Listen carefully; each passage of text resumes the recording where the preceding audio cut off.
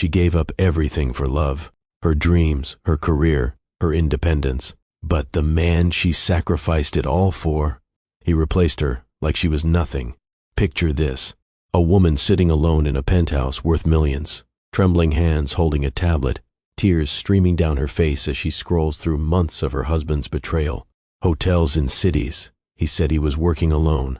Intimate messages with another woman. Photos she can never unsee. This is Vivienne. And 3 years ago, she was untouchable. But here's the question I need you to ask yourself right now. Have you ever loved someone so much that you started erasing yourself, making yourself smaller, giving up the things that made you who you are? Because that's exactly what happened to her. She went from being a powerhouse CEO, running a multi-million-dollar tech company, to a woman who didn't recognize her own reflection. From commanding boardrooms to being told she was too intense at dinner parties. From building empires to waiting alone in an empty mansion, wondering where her husband really was. And the most devastating part, the man who asked her to give up everything, the man who promised her the world, couldn't even stay faithful. But what he didn't know, what he couldn't possibly imagine, was that losing her would become the biggest regret of his life. Because the woman who walked away broken would rise again, stronger, unstoppable, and completely out of his reach. If you've ever felt invisible in a relationship, if you've ever sacrificed too much for someone who didn't deserve it, this story is for you. Stay with me, because what happens next will remind you why you should never, ever lose yourself for anyone. And hey, if you're ready for this journey, hit that subscribe button, because you're going to want to hear how this ends. Let me take you back to before Marcus, before the betrayal, before Vivienne became a shadow of herself, back when she was absolutely unstoppable. Vivienne Laurent, at 29, was the kind of woman other people envied, not because of what she had, but because of what she'd built with her own 2 hands. Every morning, she'd wake up at 5:30 in her modest apartment, not because she had to, because she wanted to. Those early hours belonged to her. Coffee, a run through the city as the sun came up, her mind already racing through the day ahead. Product development meetings, investor pitches, strategy sessions with her team. She'd built something incredible, a tech platform that revolutionized how independent artists monetized their work. Musicians, painters, writers, creators who'd been exploited by traditional systems finally had a way to control their own economic destiny. And Vivienne was the architect of it all. Her company wasn't just successful, it was groundbreaking. Venture capitalists called her visionary. Tech publications featured her in their future leaders lists. Her team of 25 people would walk through fire for her because she didn't just lead, she inspired. Picture her in a boardroom, 30 competitors trying to copy her model and failing. She's standing at the head of the table, laser pointer in hand, breaking down Q3 projections with the kind of clarity that made complex problems simple. Her CEO founder, James, watching her with respect. Her CFO nodding along, because the numbers don't lie. The company was growing 30% quarter over quarter. She had something most people spend their whole lives searching for: purpose, the kind of deep, bone-level certainty that what she was doing mattered. Every late-night debugging code, every impossible deadline, every tough decision, it all meant something. Her personal philosophy was simple: success isn't given, it's built, one decision at a time, one risk at a time, one moment of courage at a time. And Vivienne had courage in abundance. She'd started the company in her living room 4 years earlier, maxed out credit cards, ramen noodle dinners, 70-hour work weeks that blurred into each other. But she never complained, because she was building her dream. Nobody else's, hers. By the time she was 31, that living room startup had transformed into a company valued at $40 million. She had equity, respect, industry influence. More importantly, she had herself, completely, wholly, undiluted by compromise or sacrifice for anyone else. Her friends used to joke that she was married to her work, and maybe she was, but it was a partnership that fulfilled her. She'd wake up excited, go to bed exhausted but satisfied. She knew exactly who she was. Vivienne Laurent, founder, CEO, force of nature. She didn't need anyone to complete her because she was already complete. Then came that autumn evening. The evening that changed everything. The charity gala she almost didn't attend. Her assistant had put it on her calendar weeks earlier. A networking obligation for tech entrepreneurs and investors. Vivian hated these events. The superficial conversations. The champagne that tasted like obligation. The men who looked at her company valuation before they bothered to learn her name. She almost canceled. Had her finger hovering over the delete button on the calendar invite. But James convinced her. You never know who you'll meet, he'd said. One conversation could change everything. He had no idea how right he was. The gala was exactly what she expected. Crystal chandeliers, designer gowns, a string quartet playing in the corner while tech billionaires and venture capitalists pretended to care about the charity they were supposedly supporting.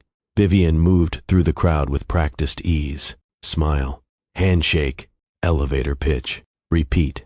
She was standing by the floor-to-ceiling windows, looking out at the city lights, when he approached. Marcus Ashford. She'd heard of him, of course. Everyone in business circles had.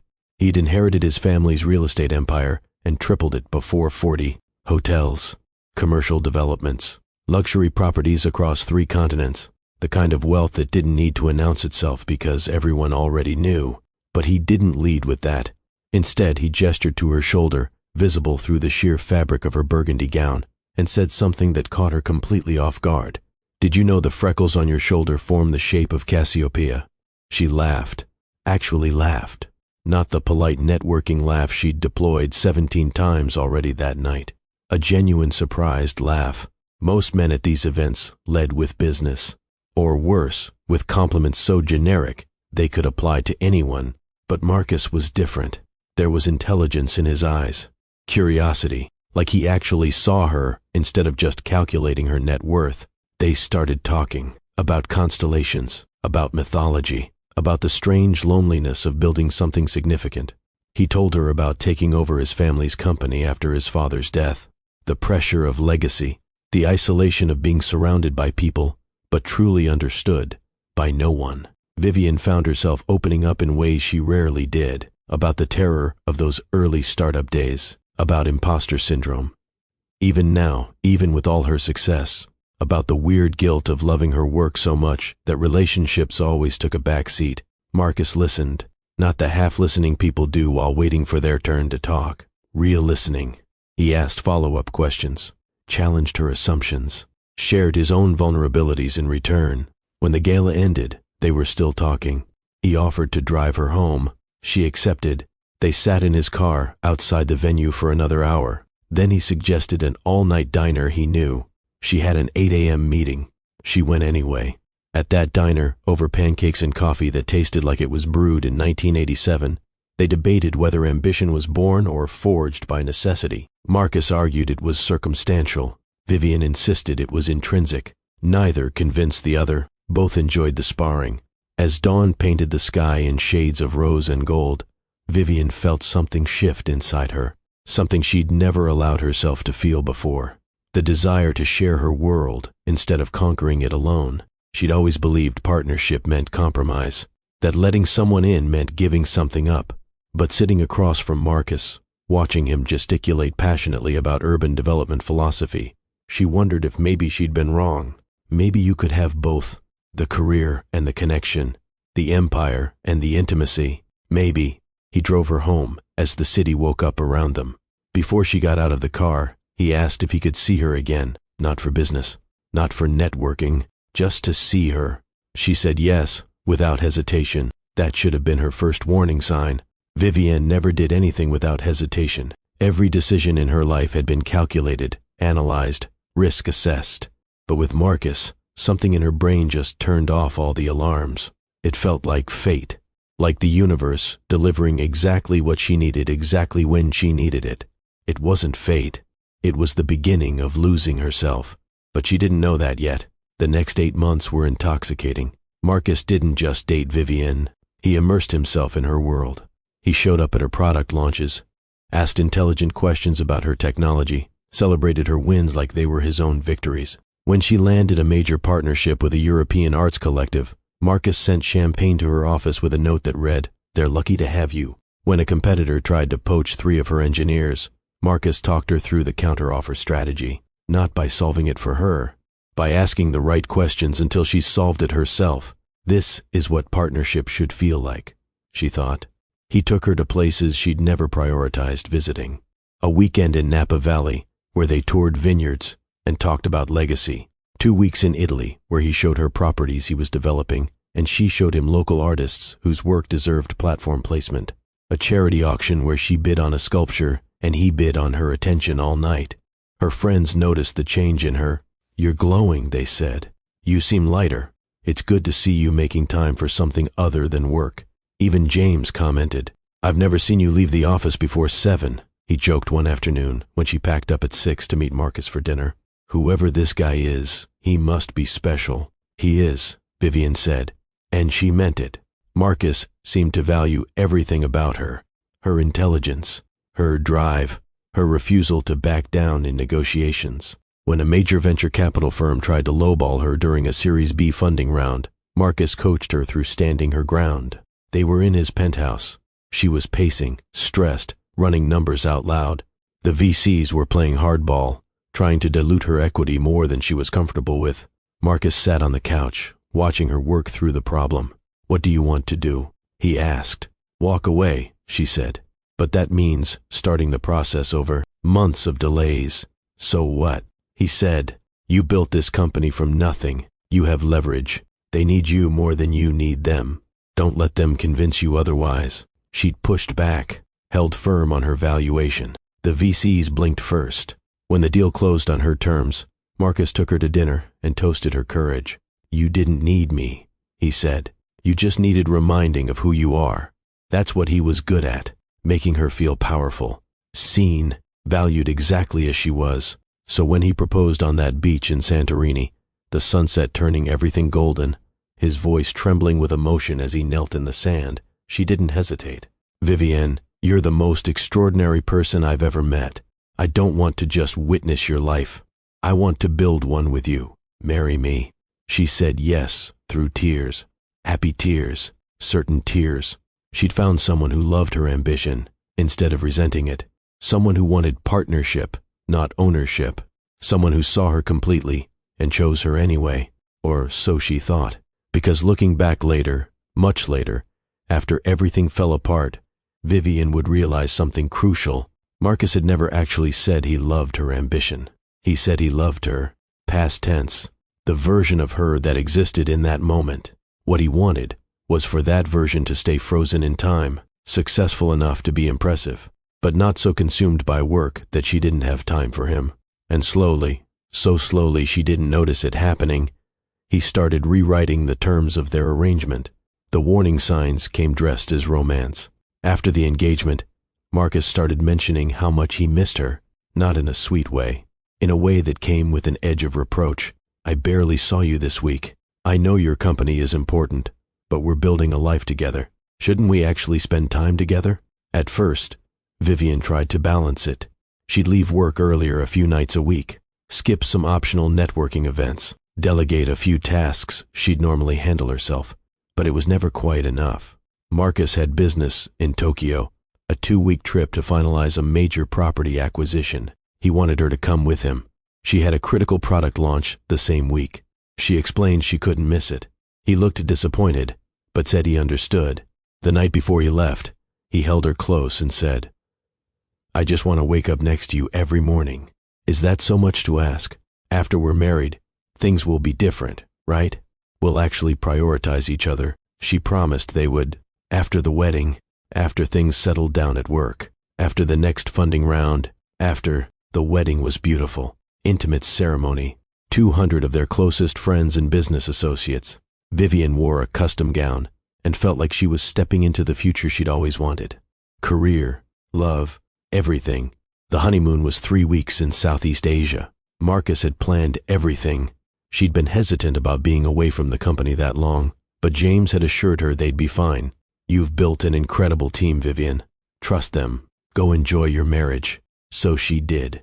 She turned off Slack notifications, checked email only once a day, let herself be present in the moment with her husband. It felt good, different, like maybe she had been working too hard, like maybe balance was possible. When they returned, That's when things started shifting more noticeably. Marcus began commenting on her schedule. Another late night at the office? We're married now. I thought things would change. She'd explain about the deadline, or the crisis, or the opportunity. He'd sigh, say he understood. But his eyes said something else.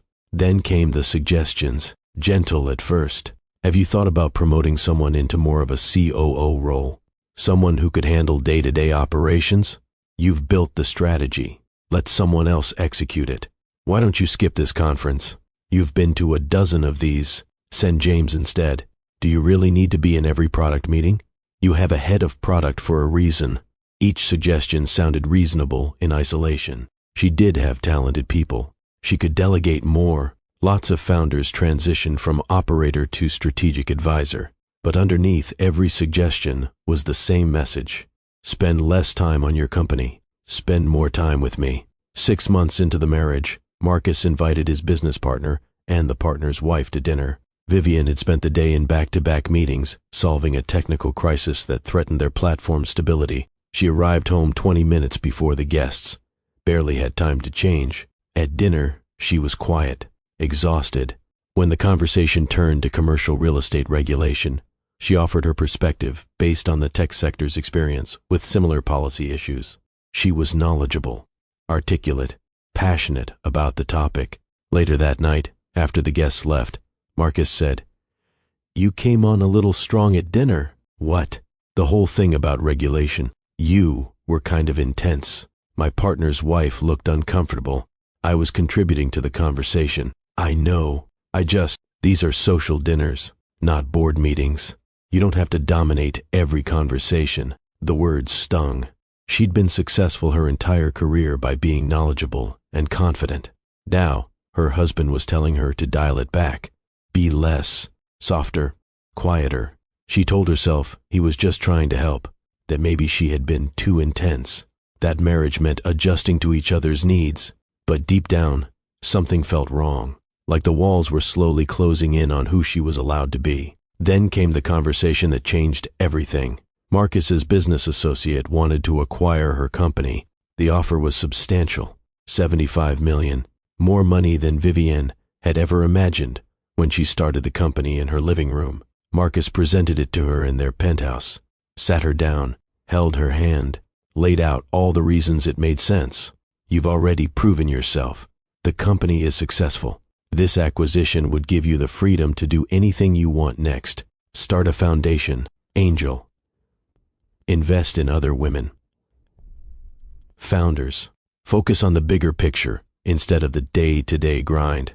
Vivian's instinct screamed, "No." This company was her baby, her identity, her purpose. But Marcus kept talking, painting pictures of their future together, traveling without worrying about getting back for meetings, starting a family without the stress of running a company, making an impact through philanthropy instead of killing herself with 80-hour weeks. "Think about what we could build together if you weren't stretched so thin. We could create a legacy that's about more than just one company." She looked at the acquisition offer. The number was life-changing. Her team would be taken care of. The acquiring company had a good reputation.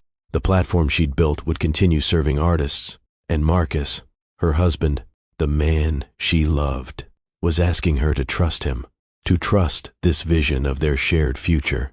"You have nothing left to prove," he said softly.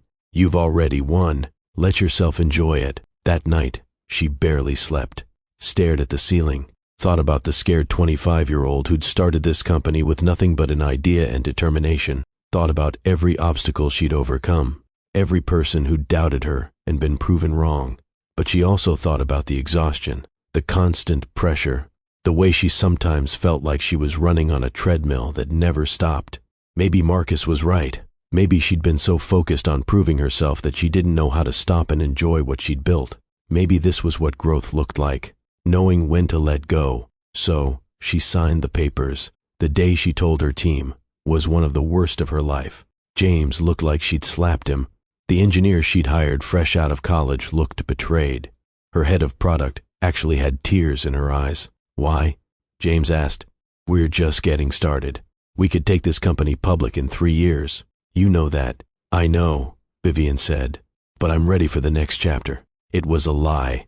She wasn't ready, but she'd already signed the papers, already committed to Marcus's vision of their future. The acquiring company held a press conference, praised Vivienne's innovation, promised to maintain the platform's mission. She smiled for the cameras, shook hands, played the part of the gracious founder moving on to new adventures. Inside, she felt like she was watching someone else's life, like she'd made a terrible mistake, but couldn't figure out why it felt so wrong when it looked so right on paper. Marcus was thrilled, took her to dinner, toasted her new freedom, talked about all the places they'd go now that she wasn't tied to a company. "You did it," he said. "You let go. I'm so proud of you." She wanted to feel proud too. Instead, she felt empty, like she'd cut off a limb, and everyone was congratulating her on how clean the amputation was. That night, she went into the bathroom, locked the door, and cried, silently, so Marcus wouldn't hear. She didn't even fully understand why she was crying, just that something essential had been lost, and she couldn't get it back. The first month after selling the company was disorienting. Vivienne would wake up and reach for her phone out of habit, then remember she had no urgent emails to answer, no fires to put out, no strategy to refine. Marcus encouraged her to explore new interests. She tried. She really did. She took up oil painting, bought all the supplies, set up a studio in one of the penthouse's spare rooms. But every time she sat in front of the canvas, her mind went blank. What was she trying to express? What was the point? She joined an exclusive book club, wealthy women who met every Thursday to discuss literary fiction over expensive wine. The conversations were pleasant, meaningless. She'd sit there, thinking about how she used to solve problems that mattered. Now she was debating symbolism in a novel none of them would remember in 6 months. She volunteered at a women's entrepreneurship program, mentoring young founders. This should have felt fulfilling. Instead, it felt hollow. She'd watch these women's eyes light up as they talked about their companies, their dreams, their visions, and she'd feel like a ghost, like someone who used to be alive. Meanwhile, Marcus's need for her presence intensified even as his actual presence decreased. He wanted her home when he returned from business trips, but those trips grew longer, more frequent. He'd be gone for a week, then 10 days, then 2 weeks. But heaven forbid she made plans during his brief windows at home. "I never see you," she said one evening. "You're traveling constantly." "I'm building our future," he replied. "Someone has to work." The implication hung in the air. She no longer worked. She was supported, kept, a beautiful, expensive accessory to his life. The social functions continued. She was expected to attend every one: fundraisers, business dinners, gallery openings, always on Marcus's arm, always perfectly dressed, perfectly styled, perfectly pleasant. But the moment she voiced an opinion that contradicted his business associates, she'd get the look, the subtle tightening around his eyes that meant she'd crossed a line. One night at a dinner party, a real estate developer was going on about luxury developments displacing local communities. Vivienne pointed out the social cost, mentioned some data about housing instability and economic inequality. She wasn't rude, just informed. Marcus laughed it off. My wife, the activist, always seeing the bigger picture. But later, in the car, his tone changed. "Do you have to do that?" "Do what?" "Make everything political. These are business relationships I'm cultivating. I need these people. I was just contributing to the conversation. You are making my partners uncomfortable. Can you please just keep things light?" She stared out the window, at the city lights blurring past, at the reflection of someone who looked like her, but felt like a stranger. "When did I become too much for you?" she asked quietly. Marcus sighed. "You're not too much. You're just different lately. I don't know. Restless. Maybe you should find a project, something meaningful to focus on." "I had something meaningful to focus on," she thought. "You convinced me to sell it." But she didn't say that out loud, because maybe he was right. Maybe she was restless. Maybe she needed to figure out how to be fulfilled without the company she'd built. Months blurred together. Vivienne tried to establish new routines: morning runs, yoga, charity work, lunch with other wealthy wives who filled their days with personal trainers and spa appointments and shopping. She felt invisible, not to the world. The world saw her plenty, saw Marcus Ashford's beautiful, accomplished wife, former tech CEO turned philanthropist. Perfect partnership, perfect life, but she was invisible to herself. One afternoon, she caught her reflection in one of the penthouse's many mirrors. She was dressed for another gala. The stylist Marcus hired had outdone herself. Vivienne looked stunning.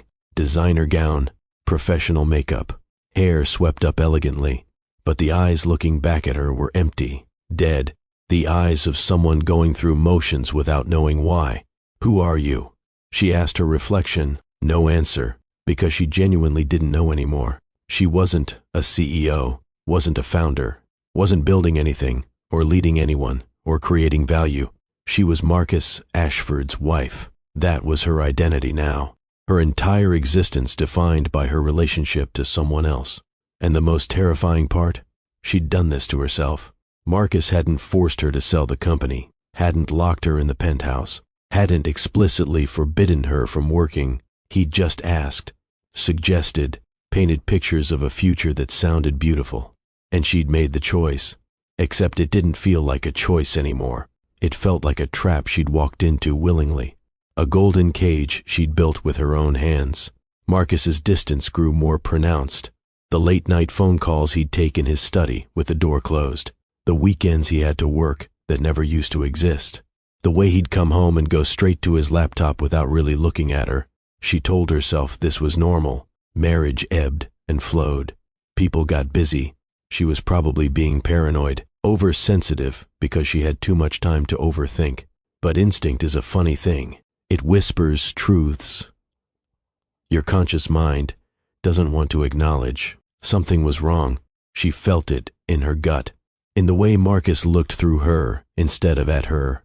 In the way intimacy between them had become routine, scheduled, obligatory. She tried to talk to him about it. One night, when he was actually home and not glued to his phone, "I feel like we're disconnected," she said. "We're fine," he replied, not looking up from his tablet. "Marcus, I'm trying to talk to you." He sighed, set down the tablet, looked at her with barely concealed frustration. "What do you want me to say, Vivienne? I'm working, building a business, trying to maintain the lifestyle we both enjoy. I can't be everything for you. I'm not asking you to be everything. I'm asking you to be present. I'm here, aren't I? Physically, but you're not actually here." Another sigh, this one loaded with exasperation. "Maybe if you found something to be passionate about, you wouldn't be so focused on analyzing our relationship. You're bored. That's the real problem." The words landed like a slap. She wasn't bored. She was lonely, invisible, desperately trying to connect with a husband who seemed to view her as an obligation rather than a partner. But maybe he was right. Maybe the problem was her. Maybe she'd become one of those wives she used to pity, the ones who made their husbands the center of their universe and then complained about feeling empty. She tried harder, planned special dinners, booked a weekend getaway, wore the lingerie he used to love, made every effort to recapture what they'd once had. Marcus went through the motions, but his heart wasn't in it. She could tell, the way he'd check his phone during dinner, the way he'd cut the weekend trip short for a supposed emergency at work, the way he'd kiss her like he was checking a box on a to-do list. This was her life now, waiting for scraps of attention from a man who'd promised her the world, shrinking herself to fit into spaces that kept getting smaller, pretending everything was fine while dying inside. And the worst part? She had no escape route, no career to pour herself into, no purpose beyond being Mrs. Marcus Ashford. She'd given up everything that made her who she was, for this, for a marriage that felt like a slow death. She didn't know then that things were about to get so much worse. That discovery was coming, the kind that shatters whatever illusions are left, the kind that forces you to see the truth you've been avoiding. But for now, she just kept pretending, kept smiling at galas and dinner parties, kept telling herself this was normal, this was marriage, this was what she'd chosen. Deep down, though, she knew the life she'd traded her dreams for was a beautiful, hollow lie, and she was trapped in it. Marcus was in Singapore, or maybe it was Seoul. Vivienne had stopped tracking his trips in detail because it hurt too much. Another week, another city, another round of, "I'll call you when I can," but the calls never came. She was alone in the penthouse. Again, it was a Thursday night. She'd had dinner by herself. Again. Scrolled mindlessly through her tablet. Tried to read, but couldn't focus. The tablet was one Marcus had given her, linked to their shared accounts for managing household expenses, interior designers, caterers for the parties they hosted, that sort of thing. A notification popped up. An email. To Marcus's secondary account. The one linked to the tablet. She almost dismissed it. His business wasn't her business. But something made her pause. Maybe instinct. Maybe the universe deciding it was time for her to see the truth. She tapped the notification. The email opened. Last night was incredible. I can't stop thinking about you. Same hotel next week? I've already arranged my schedule. Miss you desperately. N. The tablet slipped from Vivian's hands, clattered on the marble floor. She stared at it. Read the words again. And again. Like maybe, if she read them enough times, they'd rearrange themselves into something innocent. They didn't. Her hands were shaking when she picked up the tablet.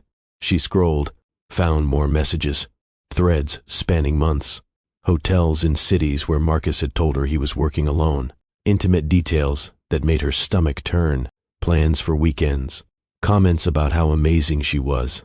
Who was N? Vivian clicked through, found the signature, Natasha Kerrigan, art dealer based in New York, 26 years old, according to her professional bio. Beautiful, successful, independent, everything Vivian used to be. There were photos, nothing explicit, but intimate enough. Marcus and this woman at a restaurant, at a gallery opening, his hand on the small of her back in a way that was unmistakably possessive. Vivian couldn't breathe. The penthouse's perfect silence became suffocating.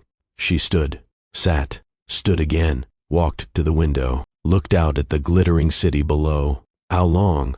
The messages went back 7 months. 7 months of her husband sleeping with someone else. 7 months of lies. Of him coming home and kissing her like nothing was wrong. Of him complaining that she was too intense while he was busy being intense with someone else. The cruelty of it was breathtaking. She'd given up everything. Her company, her career, her identity, her independence, all of it. For this man, for this marriage, for the promise of partnership and love, and building a life together. And he couldn't even stay faithful. But somehow, the betrayal wasn't even the worst part. The worst part was who he'd chosen. A young woman who hadn't sacrificed anything, who still had her career, her ambition, her fire, all the things Marcus had asked Vivian to give up. He wanted her diminished, but desired someone who wasn't. The realization hit like a physical blow. She sank to the floor, back against the wall. Tablet still glowing with evidence of her husband's betrayal. He'd asked her to give up her company so she could be available, present, the perfect wife. And when she became exactly that, she'd bored him. She wasn't challenging enough, interesting enough, independent enough. So he'd found someone who was, while keeping Vivian at home, waiting, shrinking, disappearing.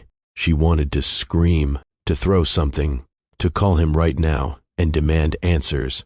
But she just sat there, frozen, replaying every moment of the last year, every time he'd been distant, every trip that ran longer than expected, every phone call he'd taken behind closed doors, the way he'd lost interest in her, the way he'd made her feel like the problem was her restlessness when the real problem was his infidelity. How could she have been so blind? 3 days passed. Marcus was still traveling. Vivian existed in a fog. She didn't eat, couldn't sleep, just scrolled through the messages over and over, torturing herself with details, dates that corresponded with anniversaries he'd forgotten, hotels and cities where he'd promised he'd take her someday. She made a list in her mind of everything she'd sacrificed. The company worth $75 million. The team that had looked up to her. The purpose that had defined her. The independence she'd spent her whole life building. Her confidence. Her identity. Her sense of self. All of it. Gone. For a man who was screwing someone else. Part of her wanted to pretend she'd never seen the messages. Delete them. Carry on with the comfortable lie. At least in the lie she had the penthouse. The lifestyle, the illusion of a marriage, but she couldn't, because seeing those messages had clarified something crucial. This marriage had been killing her slowly. The betrayal was just the final confirmation of what she'd already known deep down. She'd lost herself, and staying meant losing whatever fragments remained. On the third day, she started packing.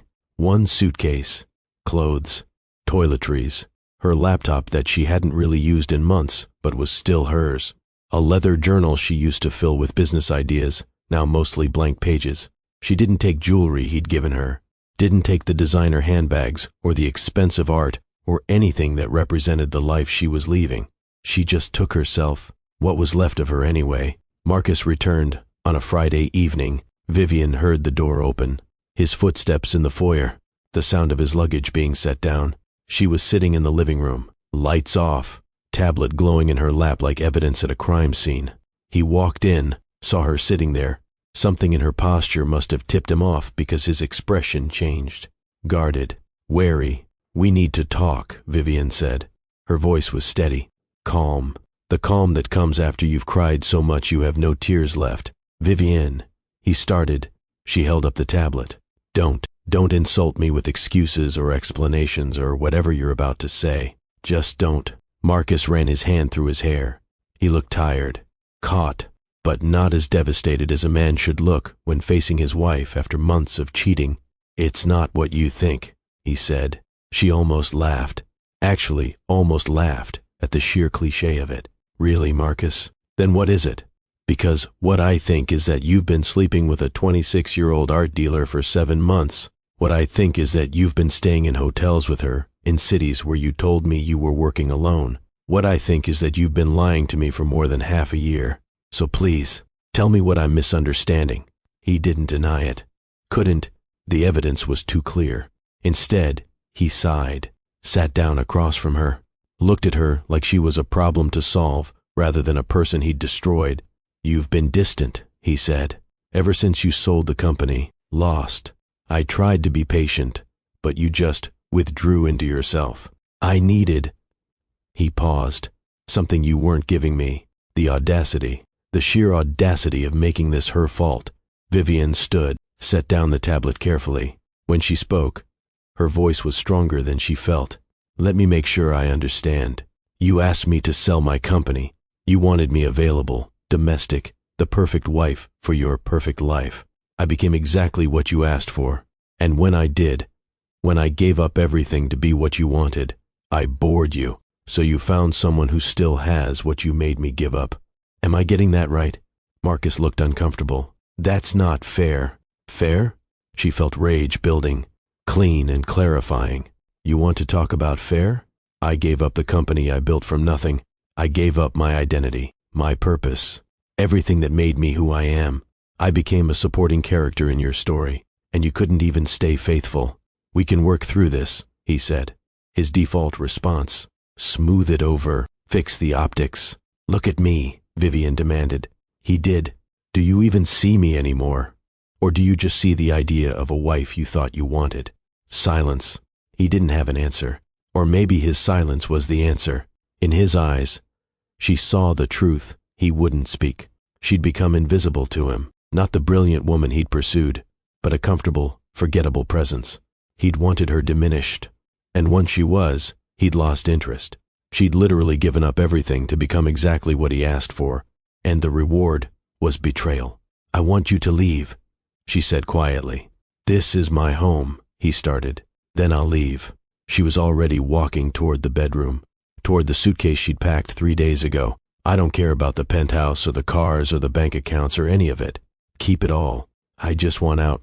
Marcus followed her. "You're being dramatic.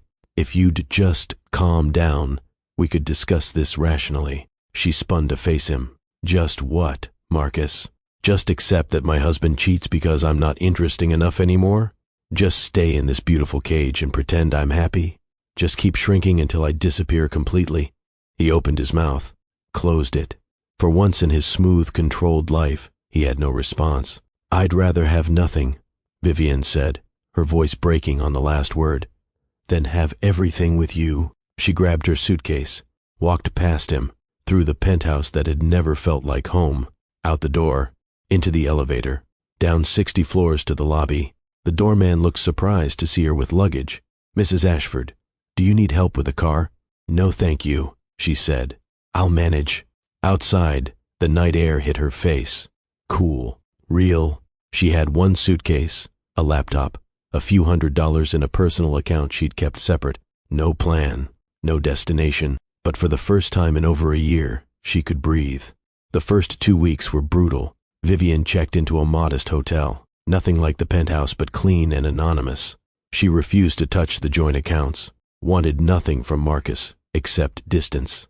Her phone buzzed constantly. Marcus, calling, texting, voicemails about how they could work through this, how he'd made a mistake, how they could go to counseling, how she was throwing away their marriage over one indiscretion.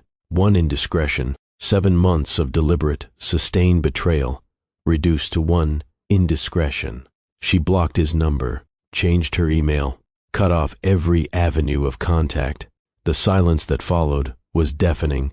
No work emails, no team needing her input, no Marcus demanding her presence. Just silence. And Vivian alone with the wreckage of her life.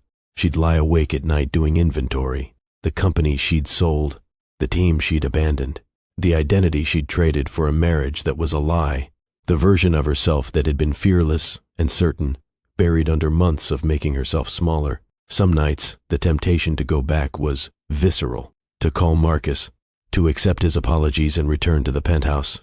At least there she'd had comfort, security, a role to play, even if it was hollow. But then she'd remember his eyes during the confrontation. Not guilty, not devastated, just inconvenienced, frustrated that she wasn't playing along with his version of events.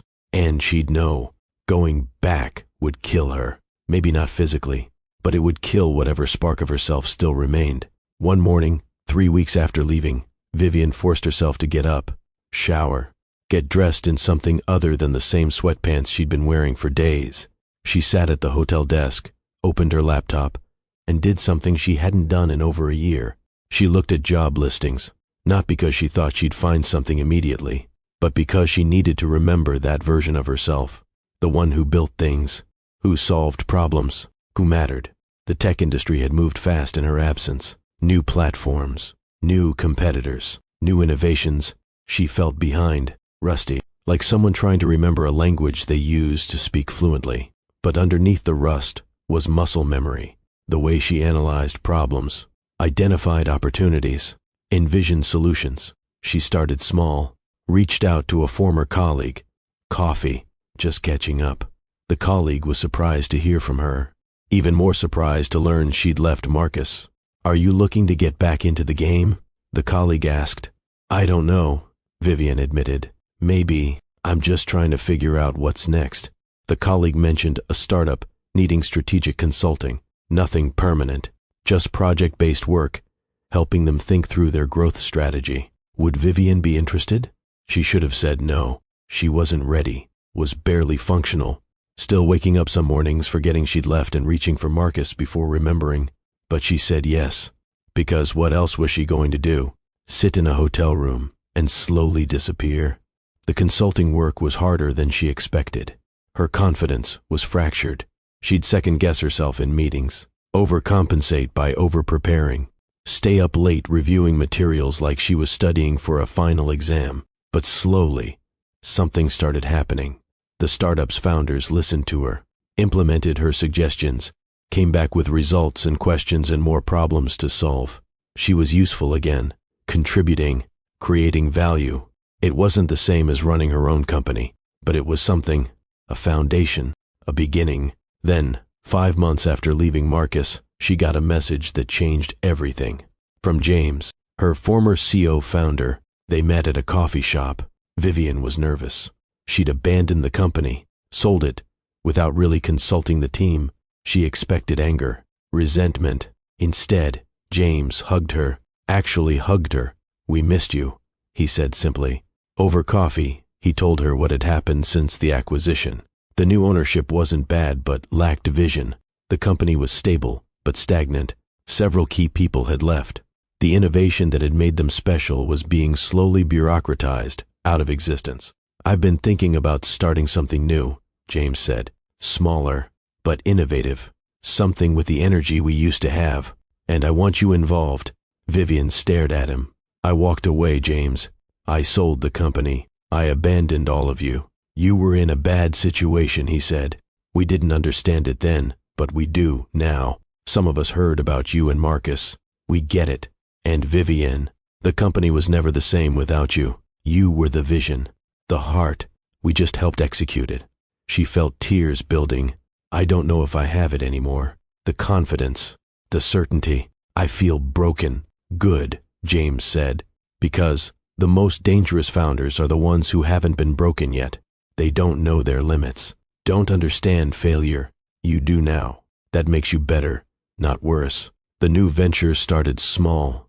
Just Vivienne, James, and 2 engineers in a shared workspace that smelled like coffee and ambition. They were building a platform to connect women entrepreneurs with micro-investors, democratizing access to capital. It was personal. Every late night they worked reminded Vivienne of why she'd started the first company. Every woman founder they helped reminded her of who she used to be. But this time was different. This time she had scars, wisdom, a bone-deep understanding that her worth wasn't tied to any company or relationship or external validation. She worked from a tiny apartment, nothing like the penthouse, ate cheap takeout over her laptop, wore the same jeans 3 days running, and felt more alive than she had in years. The work was hard, harder than the first time because the industry had moved on and she had to catch up, prove herself all over again. But Vivienne discovered something crucial. She wasn't the same person who'd started that first company. This version was harder, more resilient, less willing to compromise her vision for anyone. 8 months after leaving Marcus, Vivienne stood in a modest conference room, pitching to investors. Her hands didn't shake, her voice was clear, and when they asked the hard questions, she answered with the confidence of someone who'd been to the bottom and climbed back. One investor, a woman in her 50s, looked at Vivienne appraisingly. I remember when you sold your first company. A lot of people thought you were crazy to walk away at the peak. But looking at this, at what you're building now, I think I understand. You weren't running from something. You were running toward who you were meant to become. Maybe, Vivienne said, or maybe I just refused to stay gone. They funded her first round that afternoon. $2 million. Enough to scale, to hire, to build something real. Walking out of that building, Vivienne felt something she hadn't felt since before Marcus. Not just confidence, completeness. Like all the scattered pieces of herself were finally reassembling into something whole. She pulled out her phone. For a moment, she almost called someone to share the news, then realized she didn't need to. This victory was hers. She didn't need external validation to make it real. She was enough. The company was enough. The journey was enough. For the first time in years, Vivienne Laurent belonged entirely to herself. Meanwhile, across the city, Marcus Ashford was discovering that consequences don't care about your bank account. Natasha, the woman he'd chosen over his wife, the affair that had cost him his marriage, left him 4 months after Vivienne walked out. She'd met a tech founder at an art opening, younger than Marcus, more exciting, more available. The irony wasn't lost on him. He'd done to Vivienne exactly what Natasha did to him, replaced her with someone shinier, and it turned out betrayal felt different when you were on the receiving end. His business started hitting unexpected turbulence. A major development deal fell through when regulatory issues surfaced. Another property faced lawsuits from displaced tenants. His golden touch, the instinct that had tripled his family's fortune, seemed to falter. For the first time in his adult life, Marcus experienced real uncertainty. Not the exciting risk of a calculated gamble, but genuine fear that things were slipping beyond his control. And the penthouse, God, the penthouse was unbearable. He'd never noticed before how much Vivienne had filled the space. Not with her things. She'd left those behind, but with her presence. Her morning routine that had given the sterile apartment rhythm. Her books that suggested someone actually lived there instead of just staying there. Her quiet strength that had anchored him, even when he was too foolish to recognize it. Now the penthouse was just empty, 60 floors above the city, all marble and glass, and cold perfection. The silence echoed. He tried dating, met women through friends, at events, on apps.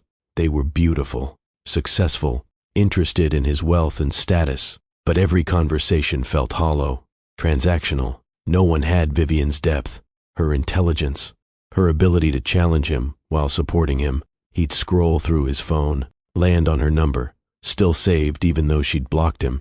Stare at it, like a coward. What would he even say? How do you apologize for asking someone to sacrifice everything and then betraying them anyway?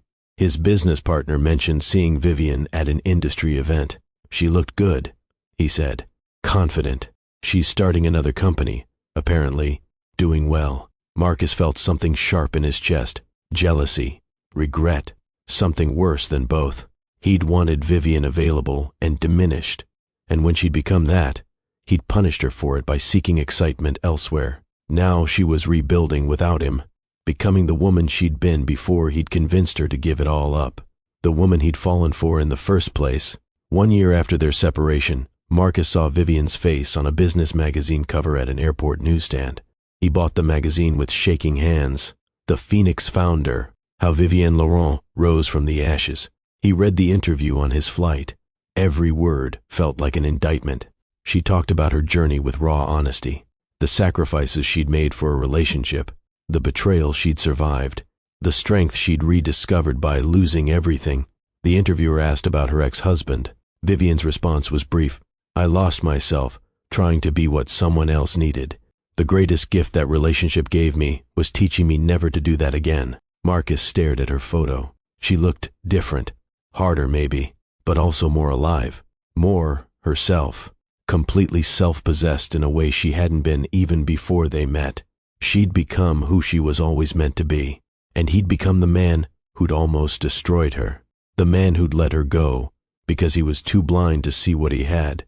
He tried to reach out, sent a message through a mutual acquaintance, sent flowers to her office with a note, wrote a letter that took him 3 hours, confessing everything he'd realized too late. The flowers were donated to a hospital. The message went unanswered. The letter was returned unopened, not out of cruelty, he realized, but because she'd moved on, not just from him, from the version of herself that would have accepted his apology, that would have considered giving him another chance. The Vivian he'd married, the one he'd diminished and betrayed, no longer existed. She died in that penthouse.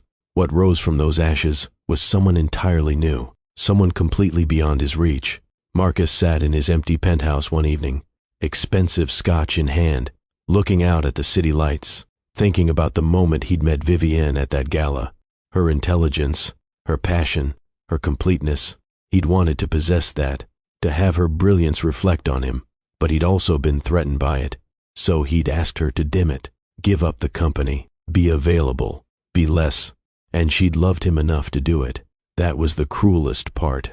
She'd actually loved him enough to sacrifice everything, and he'd repaid that love with betrayal, with taking her for granted, with seeking in someone else what he'd systematically destroyed in her.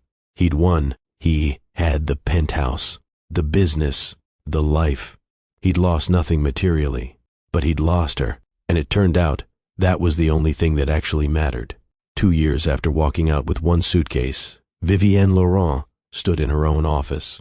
Not corporate sterile like before. This space was warm, plants in every corner, art from the creators her platform supported on the walls.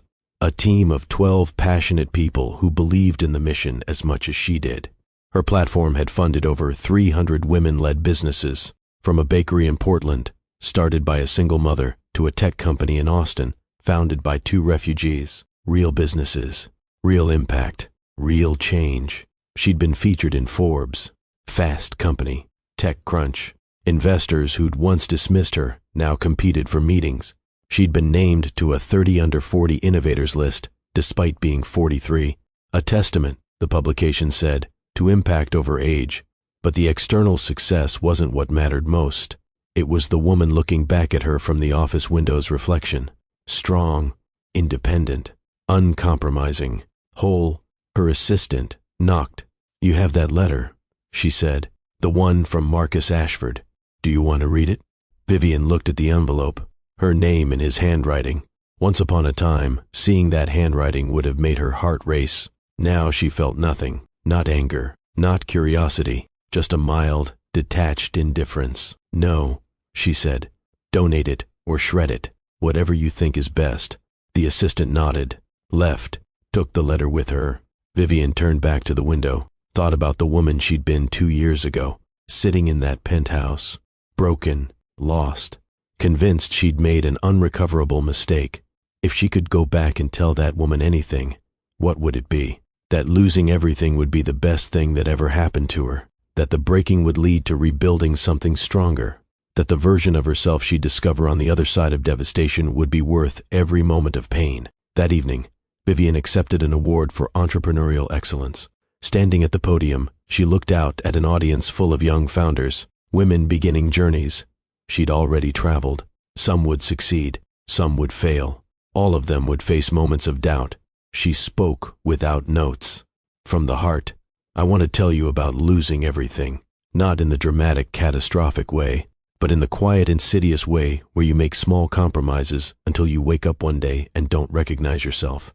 I gave up my career for love, sold the company I'd built from nothing, and when that love proved false, I had nothing left. No company, no identity, no purpose. For months, I believed I'd made an unrecoverable mistake. That success was a one-time opportunity I'd squandered, that I'd never get back what I'd lost. But here's what I learned. She paused. Let the silence build. Losing everything is sometimes the only way to discover what's truly unbreakable inside you. You are not your company. You are not your relationship. You are not the sacrifices you've made or the betrayals you've survived. You are not defined by what you've lost or who has failed you. You are the courage to begin again, the resilience to rebuild, the wisdom to never again diminish yourself for anyone. So if you're standing in the ruins of what you thought your life would be, if you've sacrificed too much for someone who didn't value it, if you've lost yourself and don't know how to find your way back, start building, not what you lost, something better, something authentic, something yours. The applause was thunderous, sustained, but Vivian barely heard it. She was too busy feeling the truth of her own words settle into her bones. She had lost everything. The company, the marriage, the version of herself she'd spent 31 years becoming, and in that loss, she'd discovered something unbreakable, a core of strength that didn't depend on external validation or someone else's love or any achievement or relationship. Just her, Vivienne Laurent, imperfect, scarred, wiser, stronger, belonging only to herself. After the event, she walked through the city, not the city she'd driven through in Marcus's expensive cars, but the real city, the one you see on foot, street vendors, couples arguing, musicians playing for spare change, life in all its messy, beautiful complexity. She stopped for tacos from a food truck, ate them on a bench in a small park, watched the sunset paint the sky in shades of orange and pink. 2 years ago, she'd been eating catered meals in a penthouse, utterly miserable. Now she was eating $3 tacos on a park bench, completely content. The difference wasn't the circumstances. It was her. She'd reclaimed herself, rebuilt from the ruins, discovered that she didn't need the perfect life or the perfect relationship or even the perfect success. She just needed to be authentically, unapologetically herself. Her phone buzzed. A text from James. Incredible speech tonight. Proud to be building this with you. She smiled, texted back, just getting started, and she meant it. This company would grow, or maybe it wouldn't. Maybe she'd start another one after this, or pivot into something completely different, or fail spectacularly and start over again. It didn't matter, because she'd learned the secret. Success and failure were just circumstances. What mattered was staying true to yourself through both. Never again would she sacrifice her core identity for anyone. Never again would she make herself smaller to fit into someone else's vision. Never again would she give up her power and purpose for the promise of love. Real love wouldn't ask her to. Real partnership would celebrate her strength, not demand she diminish it. And if she never found that, she'd be okay, because the relationship with herself was enough, more than enough. Walking home to her small apartment, Vivian thought about Marcus, wondered if he ever really understood what he'd lost. Probably not. Men like him rarely did, but it didn't matter. His understanding or regret or apology couldn't give her anything she didn't already have, couldn't add anything to the completeness she'd found. She'd given him power over her once. Let him define her worth. Let his needs eclipse her own dreams. Never again. She unlocked her apartment, small but hers, filled with things she'd chosen, books she actually read, art that meant something to her, a space that reflected who she really was. She made tea, opened her laptop, looked at the plans for next quarter, challenges ahead, opportunities, unknowns, and she felt that familiar spark, the one that had driven her to start the first company, the one that had survived even when she thought she'd lost everything, the spark that was purely, essentially her. She'd sacrificed her career for a billionaire husband. He'd cheated and driven her away, and in doing so, he'd given her the greatest gift imaginable, the gift of losing everything, so she could discover what remained when everything else was gone, herself, unbreakable, unstoppable, whole, and this time, she was never letting go. Sometimes, the greatest love story isn't about finding the right person. It's about finding yourself again, about becoming both the hero who falls and the hero who rises, about learning that you are enough, exactly as you are, without sacrificing a single piece of your soul for anyone. Vivienne Laurent had learned that lesson the hard way, and she'd never forget it. If this story touched you, if you've ever felt invisible in a relationship or sacrificed too much for someone who didn't value it, do me a favor. Hit that like button, share this with someone who needs to hear it, and drop a comment telling me what's one thing you'll never sacrifice for a relationship, because your story matters. Your dreams matter. You matter, and you deserve a love that expands you, not one that asks you to shrink. Subscribe for more stories about real transformation, about falling and rising, about discovering your strength when everything falls apart, because we're just getting started. And remember, you are not what you've lost. You are what remains. And what remains is unbreakable.